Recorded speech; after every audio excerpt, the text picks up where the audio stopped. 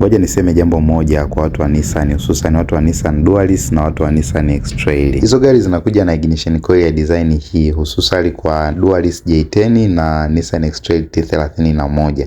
Lakini habari mbaya ni kwamba hiyo ignition coil ilitengenezwa na kuzalishwa kwa miaka 5 tu, baada ya hapo ikawa discontinued. Hii gari kwenye segment yake ni moja kati ya magari yenye consumption nzuri sana ya mafuta, lakini ili upate hiyo consumption nzuri unahitaji perfect ignition system, unahitaji spark plug nzuri, unahitaji ignition coils nzuri.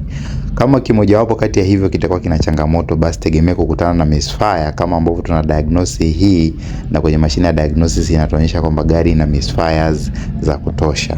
So utahitaji kuweka spark plug original, lakini pia utahitaji kufanya upgrade ya ignition coil. Upgrade ya ignition coil huwa inategemea na kwamba hiyo engine iko kwenye gari gani, lakini pia mwaka ambao hiyo gari imetengenezwa. Ni muhimu kuzingatia mwaka, kwa sababu kinyume cha hapo utasolve issue ya misi na kuzalisha tatizo lingine, hivyo itakuwa hakuna ulichofanya.